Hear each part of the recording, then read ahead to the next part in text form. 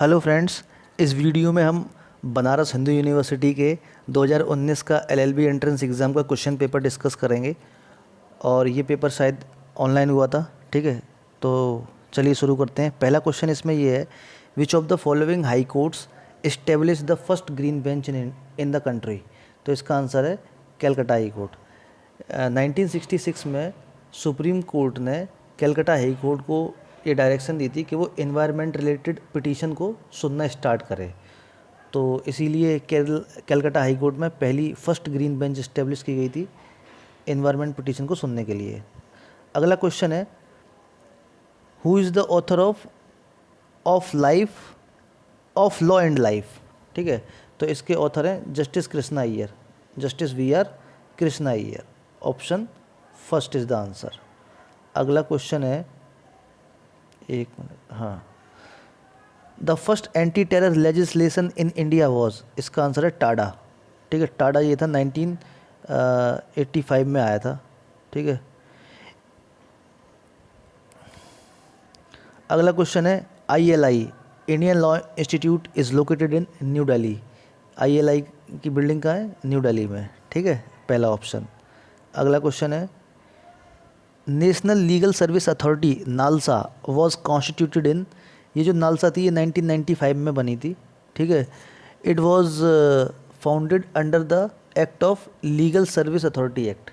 एक legal service authority act आया था 1987 का। ठीक है, उसी के अंदर इस बॉडी का इस्टेब्लिशमेंट किया गया था, NALSA national legal service authority 1995 में। आगे चलते हैं। According to general clause act, month is to be record as per. ये ब्रिटिश कैलेंडर, इसका थर्ड ऑप्शन इसका आंसर है। ब्रिटिश कैलेंडर के अकॉर्डिंग महीने, जो महीना होता है वो ब्रिटिश कैलेंडर के अनुसार तय होता है। ठीक है, अगला question, sovereignty under Indian constitution belongs to. जो सोवरेनिटी होती है वो किस भारतीय संविधान में संप्रभुत्ता किसके पास है? ये है we the people of India, हम भारत के लोग। आपने प्रियम्बल देखा होगा, तो प्रियम्बल शुरू होता है we the people of India करके, we the people of India. तो सोवरेनिटी किसके पास है? हम भारत के लोग, वी द पीपल के पास। अगला क्वेश्चन है, speaker of Lok Sabha is appointed oblique elected by. जो लोकसभा के स्पीकर होते हैं वो किनके द्वारा इलेक्ट होते हैं, अपॉइंट होते हैं? वो होते हैं इन्हीं के जो मेंबर्स होते हैं लोकसभा के मेंबर द्वारा, मेंबर्स ऑफ लोकसभा ओनली। जो लोकसभा के मेंबर हैं वही आपस में अपने स्पीकर को चुन लेते हैं। ठीक है, the age of retirement of high court जजेस इज़ 62 ईयर। 62 साल की एज में हाई कोर्ट के जजेस को सेवानिवृत्ति प्राप्त हो जाती है। ठीक है, और सुप्रीम कोर्ट के जजेस की रिटायरमेंट एज क्या है? 65। ठीक है, ये सुप्रीम कोर्ट के जजेस की रिटायरमेंट एज है और हाई कोर्ट के जजेस की रिटायरमेंट एज 62। अगला क्वेश्चन है, when a person is prosecuted for committing a criminal offence the burden of proof. मतलब जब किसी व्यक्ति के ऊपर आपराधिक कृत्य करने के लिए अभियोजित किया जाता है तो सिद्धि का भार किसके ऊपर होता है? प्रोसिक्यूशन के ऊपर होता है। ये क्वेश्चन कई बार आ चुका है, इसको आप रट लो। ठीक है, बहुत बार पूछा जा चुका है BHU के एंट्रेंस एग्ज़ाम में। जो प्रोसिक्यूशन होता है उसी के ऊपर भार होता है अपराध सिद्ध करने का। अगला क्वेश्चन है, the examination of witness by the party who called him is called. मतलब जब पक्षकार अपने साक्षी या गवाह को बुलाता है और परीक्षा करता है तो उसको कहते हैं एग्जामिनेशन इन चीफ, मुख्य परीक्षा। Option second.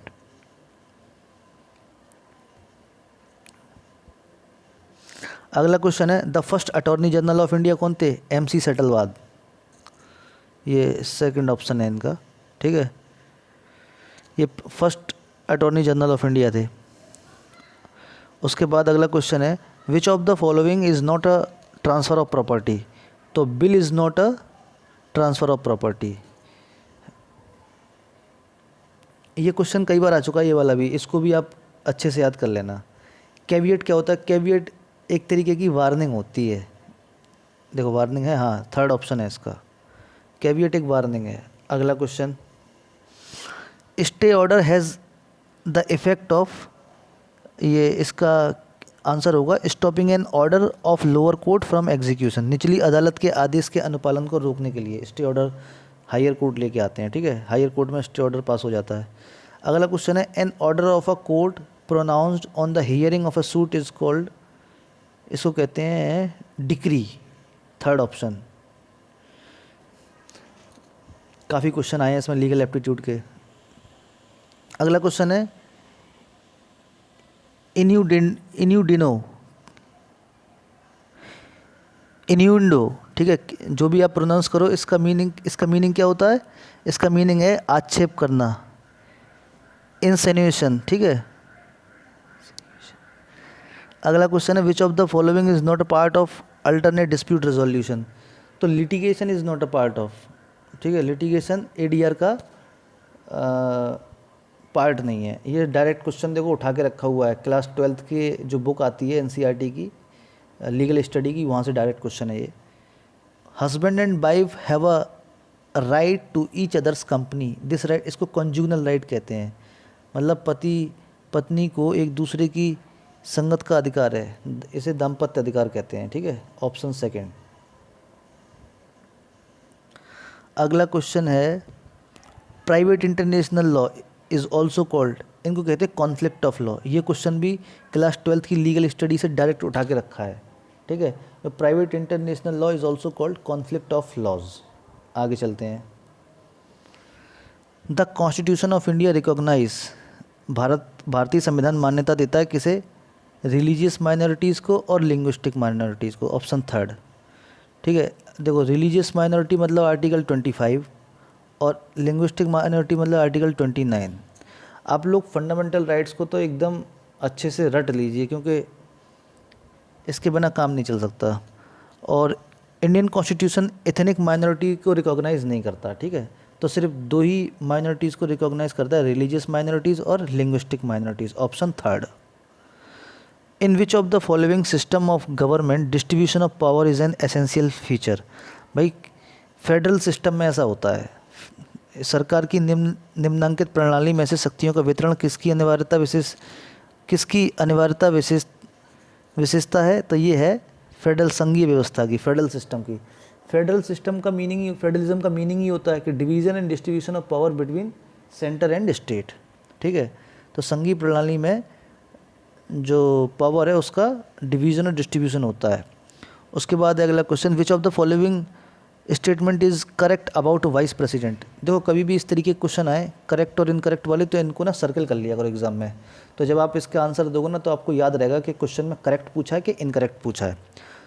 तो इसमें पूछा है कि which one of the following statement is correct about the vice president of India. तो इसमें ऑप्शन पढ़ो, इलेक्टेड बाई राज्यसभा, नहीं, इसमें लोकसभा राज्यसभा दोनों के मेंबर्स वोट करते हैं वाइस प्रेसिडेंट के इलेक्शन में। क्या vice president ex officio chairman होते हैं काउंसिल ऑफ स्टेट्स के? ये ऑप्शन सही मुझे नज़र आ रहा है, ठीक है, क्योंकि उपराष्ट्रपति जो होते हैं वो राज्यसभा के पदेन अध्यक्ष होते हैं, ठीक है। अगला ऑप्शन आप देखोगे तो इलेक्टेड फॉर 6 ईयर टर्म, नहीं। उसके बाद presided over the joint sitting, नहीं, ये तो जो जॉइंट सिटिंग है उसकी अध्यक्षता कौन करता है? स्पीकर ऑफ लोकसभा करते हैं। तो ये 3 ऑप्शन गलत हो गए, सेकंड ऑप्शन सही है इसका, ठीक है। अगला क्वेश्चन करते हैं। The right to information act 2005 primarily helps in, जो ये सूचना का अधिकार है वो किस में सहायता करता है? ये ट्रांसपेरेंसी लेके आता है, ठीक है, ट्रांसपेरेंट एडमिनिस्ट्रेशन, फोर्थ आंसर है इसका। अगला क्वेश्चन है अपनी पसंद के अधिवक्ता की सेवाएं लेने का मौलिक अधिकार, फंडामेंटल राइट किस अनुच्छेद में दिया गया है?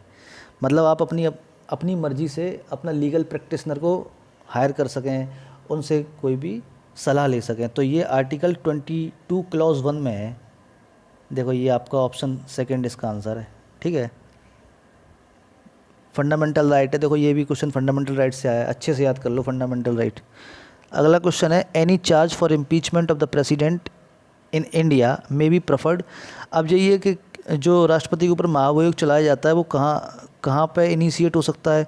तो वो किसी भी हाउस में हो सकता है, वेदर इन लोकसभा और Rajya Sabha, in either house of parliament, ठीक है। तो महाभियोग का जो प्रोसेस है वो किसी भी सदन में लाया जा सकता है। आगे चलते हैं। The fundamental duties are confined to, ये जो मौलिक दायित्व हैं वो सिर्फ भारत के नागरिकों के ऊपर ही लागू होते हैं, सिटीजन्स ऑफ इंडिया, पहला ऑप्शन इसका आंसर है। ठीक है। अगला क्वेश्चन है, who has the power to dissolve the house of the people, किसके पास है? राष्ट्रपति के पास है। प्रेसिडेंट कहाँ है? ऑप्शन 4 है इसका। ठीक है, राष्ट्रपति के पास है कि वो डिसॉल्व कर देता है हाउस को। House of the people, who has the power to dissolve the house of the people, Lok Sabha को भंग करने का अधिकार राष्ट्रपति के पास है। ठीक। अगला question, safe guard of forest is insured by which article of the constitution, तो आर्टिकल 48A। ठीक है, 48A में बताया गया है फॉरेस्ट राइट वगैरह। ठीक है, ये director principle of state policy से रिलेटेड है, तो आप DPSP भी अच्छे से पढ़ लें, राज्य के नीति निर्देशक तत्व। अगला क्वेश्चन है, इसमें आपको मैच द फॉलोइंग है, इसमें गलत पहचानना है कि कौन सा गलत मैच है। जैसे देखो, right to education article 21A में आता है, फंडामेंटल राइट है। आर्टिकल 21 के अंदर राइट टू लाइफ आता है, right to life and personal liberty, ये भी सही है। उसके बाद एवोल्यूशन ऑफ टाइटल्स, ये आर्टिकल 18 में आता है, ये भी सही मैच है। लेकिन ये जो ऑप्शन 3 है, provision of employment of children in factories, ये आर्टिकल 23 में नहीं आता, ये आर्टिकल 24 में आता है। ठीक है, तो ये आपका क्वेश्चन ऑप्शन 3 जो है वो मिसमैच है, तो ये आपका आंसर हो जाएगा। मिसमैच पूछा था। तो अगला question, which is the only state in India to have the common civil code? Goa, इसका आंसर है गोवा, थर्ड ऑप्शन। 1 मिनट, ये जीके का क्वेश्चन है, इसे आप याद कर लो। अपने इंडिया में गोवा एक ऐसा स्टेट है जिसके पास कॉमन सिविल कोड है। अगला क्वेश्चन है कि बिना सदस्य हुए संसद की कार्रवाई में निम्नलिखित में से कौन भाग ले सकता है? तो इसमें अटॉर्नी जनरल ऑफ इंडिया भाग ले सकते हैं। ठीक है, अटॉर्नी जनरल ऑफ इंडिया संसद के किसी भी सदन में भाग ले सकते हैं, लेकिन ये इन्हें वोट देने का अधिकार नहीं है। किसी भी बिल पे या किसी भी मुद्दे पे ये अपना मत नहीं दे सकते, वोट नहीं दे सकते, वहाँ की प्रोसीडिंग को सुन सकते हैं सिर्फ। अगला क्वेश्चन, नेशनल वोटर डे, तो नेशनल वोटर डे देखो कब मनाया जाता है? ये 25 जनवरी को। अब जैसे देखो, इसका क्वेश्चन इस क्वेश्चन का आंसर मुझे भी नहीं पता था, लेकिन मैंने इसके ऑप्शन देखे। आप देखो, 26 जनवरी को तो रिपब्लिक डे होता है। ठीक है, 26 नवंबर को लॉ डे होता है, क्योंकि इसी दिन अपना कॉन्स्टिट्यूशन बन के तैयार हुआ था। ठीक है, और 10 दिसंबर को कौन सा डे होता है? Human right day. तो अब ऑप्शन कौन सा देखो, ये तीन ऑप्शन तो देखो ख़त्म हो गए, क्योंकि 26 जनवरी रिपब्लिक डे, 26 नवंबर नेशनल लॉ डे और 10 दिसंबर को ह्यूमन राइट डे। तो आंसर बचा 25 जनवरी। तो नेशनल वोटर डे कब आया? 25 जनवरी को। तो एलिमिनेशन मेथड से भी आप लोग आंसर को फाइंड आउट कर सकते हैं। आगे चलते हैं। The minimum age for contesting Rajya Sabha election, वही राज्यसभा की चुनाव लड़ने के लिए न्यूनतम आयु कितनी होती है? 30 वर्ष होती है। ऑप्शन 2 इसका आंसर है। The chief election commissioner can be removed from his office, जो मुख्य चुनाव आयुक्त होता है उनको पद से कैसे हटाया जा सकता है? इम्पीचमेंट प्रोसेस के जरिए। ठीक है, इन पे भी महाभियोग चलता है। ठीक है, 2 ऑप्शन इसका आंसर है। The repository of constitutional trust is, संवैधानिक न्यास का संग्रह है चीफ जस्टिस ऑफ इंडिया के पास। ठीक है, भारत के मुख्य न्यायाधीश या प्रधान न्यायाधीश। 4th ऑप्शन इसका आंसर है। आगे चलते हैं। अब लिखा है, India that is Bharat shall be a union of state is provided in following provision of the constitution. किस अनुच्छेद में बताया गया? तो अनुच्छेद पहले ही अनुच्छेद में लिखा हुआ है, आर्टिकल 1 में। आर्टिकल 1 क्लॉज 1 में बताया कि India that is Bharat shall be a union of states, Bharat राज्यों का एक संघ है। ठीक है, अगला क्वेश्चन है, under citizenship act 1955 which of the following can be a mode of acquisition to citizenship in India.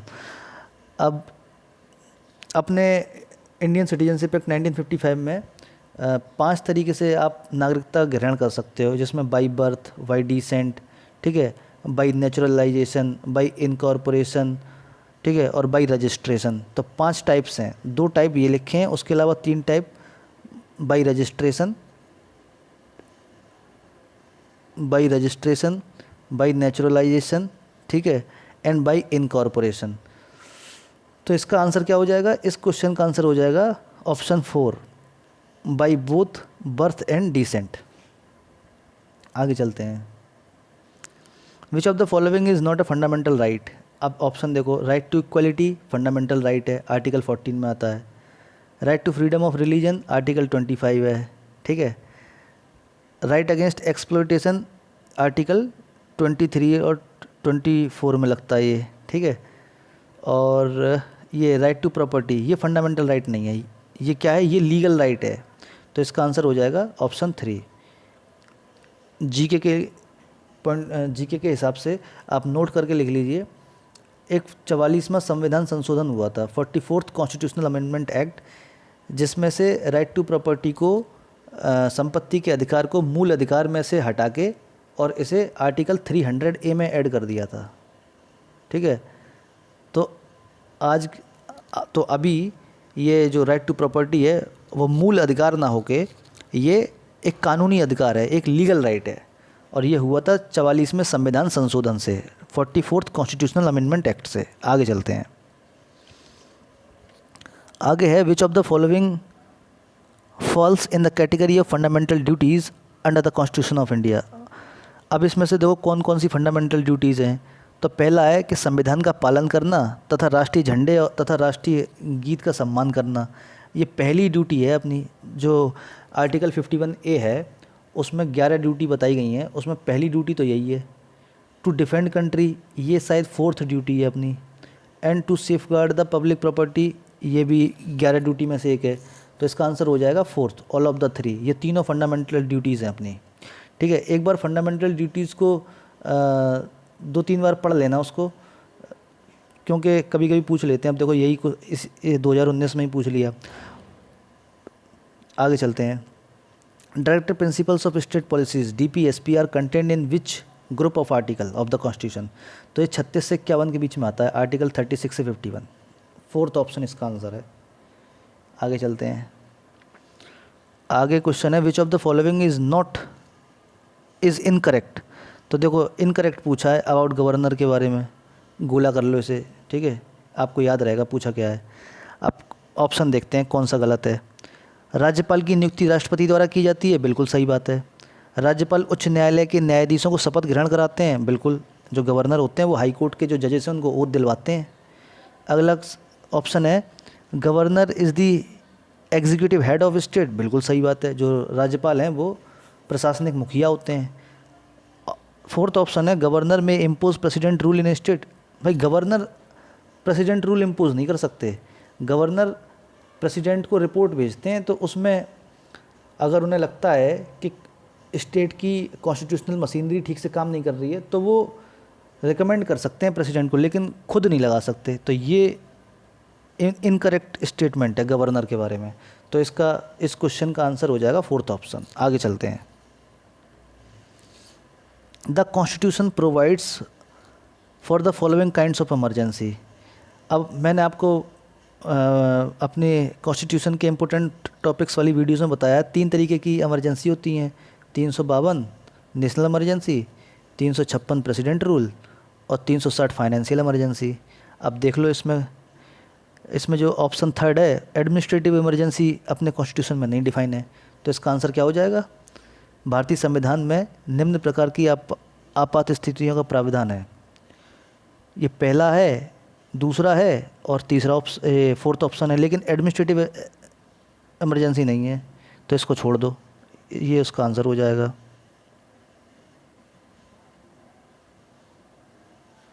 आगे चलते हैं।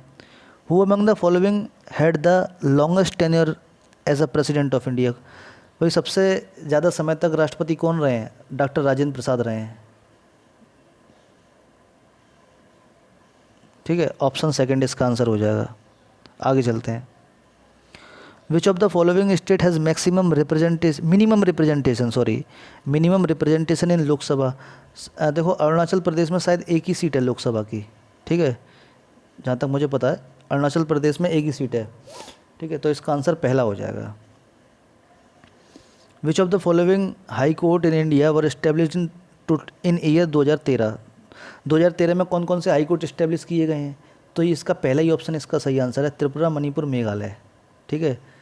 और इसके बाद एक हाई कोर्ट और इस्टेब्लिश कर दिया गया है, कौन सा, तेलंगाना का, ठीक है। तो अब टोटल हाई कोर्ट इंडिया में कितने हैं, 25। आगे चलते हैं। Union list, state list, concurrent list contain the following number of items respectively. तो देखो यूनियन लिस्ट में 97 आइटम्स हैं, स्टेट लिस्ट में 66 आइटम्स हैं, ठीक है, और कंकरेंट लिस्ट में 47 आइटम्स हैं, तो इसका आंसर हो जाएगा सेकंड। आगे चलते हैं। The maximum number of times when president rule has been imposed in India. सबसे ज़्यादा राष्ट्रपति शासन कहाँ लगा है, उत्तर प्रदेश में सबसे ज़्यादा लगा है, आई थिंक 13 टाइम्स लग चुका है यूपी में। एक बार आप इसको चेक कर लेना और कमेंट बॉक्स में कमेंट करके आप बता सकते हो। अगला क्वेश्चन है, जो 10% रिजर्वेशन दिया गया था वो किस कॉन्स्टिट्यूशनल अमेंडमेंट के थ्रू दिया गया था, तो ये दिया गया था 103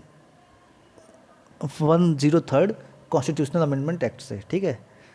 10% रिजर्वेशन जो दिया है इकोनॉमिक वीकर सेक्शन को, वो 103वें संविधान संशोधन से दिया है। आगे चलते हैं। Which of the following are committees in parliament.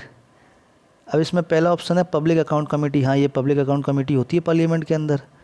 Controller and auditor general, ये तो कॉन्स्टिट्यूशनल बॉडी है, ठीक है, ये आर्टिकल 148 से लेके 151 के बीच में आती है, ठीक है। तो इसका इस क्वेश्चन का आंसर क्या होगा, इस क्वेश्चन का आंसर होगा पहला, पब्लिक अकाउंट कमेटी एक संसदीय समिति है।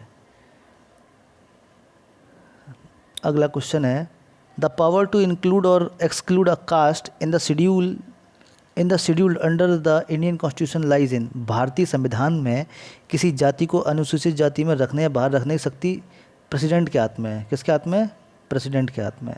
अगला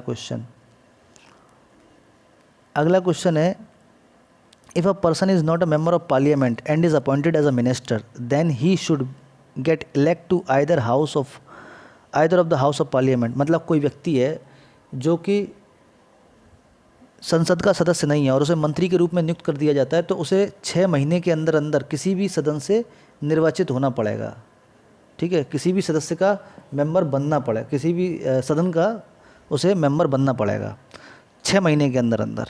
तो इस क्वेश्चन का आंसर है थर्ड ऑप्शन। आगे क्वेश्चन है, देखो ये प्रिंसिपल दिया है, ये क्वेश्चन काफ़ी इंटरेस्टिंग होते हैं। इसमें ऐसे क्वेश्चन में क्या होता है, आपको एक प्रिंसिपल दिया जाता है और फिर एक सिचुएशन दी जाती है, मतलब फैक्ट दिया जाता है, फिर आपको आंसर पता करना होता है। अब इसमें जो प्रिंसिपल है वो ये बता रहा है कि कोई एक पर्सन है, उसने आपको कंसेंट दे दी। When a person gives consent for any act to be done by another, such person can not claim damage arising out of the act done provided the act done was the same for which the consent was given. मतलब जब एक व्यक्ति P किसी अन्य के द्वारा S एक कार्य को किए जाने की सहमति देता है, तब उस कार्य का परिणाम स्वरूप जो नुकसान या क्षतिपूर्ति का दावा नहीं कर सकता, परंतु यह तब तक किया जा सकता है जब तक उसने वही कार्य करने की सहमति दी है। जब आप LLB में आओगे ना, तो आप कंसेंट का टॉपिक पढ़ोगे, सेक्शन 87 से शुरू होता है। तो इसमें यही है कि अगर आपने कंसेंट दे दी तो आप फिर क्षतिपूर्ति का क्लेम नहीं कर सकते, क्यों, अगर उस व्यक्ति ने वही काम किया है। तो अब समझते हैं तथ्य क्या है, फैक्ट क्या है। देखो, P gave consent to surgeon, P ने एक सर्जन को कंसेंट दी, सर्जन है कोई S, for the removal of appendix, अपना अपेंडिक्स को निकालने के लिए। While removing the appendix S removed gall bladder also. जब वो अपेंडिक्स जो एस सर्जन था वो अपेंडिक्स को रिमूव कर रहा था, तो उसने गॉल ब्लैडर को भी निकाल लिया। तो अब क्या है, क्या अब इसमें ऑप्शन देखो, क्या P can claim damage from S, बिल्कुल कर सकता है भाई। उसने जो कंसेंट दी है वो सिर्फ उसके लिए ही तो दी है, अपेंडिक्स निकालने के लिए, गॉल ब्लैडर के लिए तो दी नहीं थी। तो इसका ऑप्शन पहला हो जाएगा। बाकी और ऑप्शन आप पढ़ के देख लो, क्या क्या ऑप्शन है इसमें। P is not bound to pay the expense for the surgery, ये गलत है। P shall pay for surgery of appendix but not for the removal of gall bladder, ये भी गलत है। तो इसका आंसर पहले ही हो जाएगा, पी क्लेम करेगा, क्योंकि भाई आपने गॉल ब्लैडर भी निकाल लिया, कंसेंट दी थी आपको अपेंडिक्स निकालने की, आप गॉल ब्लैडर निकाल दिया, ठीक है। तो इस क्वेश्चन में आंसर हो जाएगा पहला वाला, फर्स्ट ऑप्शन। देखो आगे क्वेश्चन असर्शन रीजन के हैं, तो इस वीडियो में यहीं तक रखते हैं फ्रेंड्स, और आगे नेक्स्ट पार्ट में इसके क्वेश्चन नंबर 54 से डिस्कस करेंगे, क्योंकि वीडियो ज़्यादा बड़ी हो जाएगी तो आप लोग बोर हो जाओगे, ठीक है। सॉरी फ्रेंड्स, वो बीच में कॉल आ गया था। तो इस वीडियो में बस फ्रेंड्स इतना ही रखते हैं, क्योंकि ज़्यादा बड़ी होगी वीडियो तो आप बोर हो जाओगे। और अगर आपको मेरी वीडियो पसंद आती है तो आप सब्सक्राइब कर सकते हो, और मैं वीडियोस आगे अपलोड करता रहूँगा। और मेरा टेलीग्राम चैनल ज्वाइन कर लो आप, क्योंकि उसमें मैं अपनी PDF शेयर करता हूँ, और टेलीग्राम चैनल का लिंक मैं अपने डिस्क्रिप्शन बॉक्स में दे दूँगा। Thank you.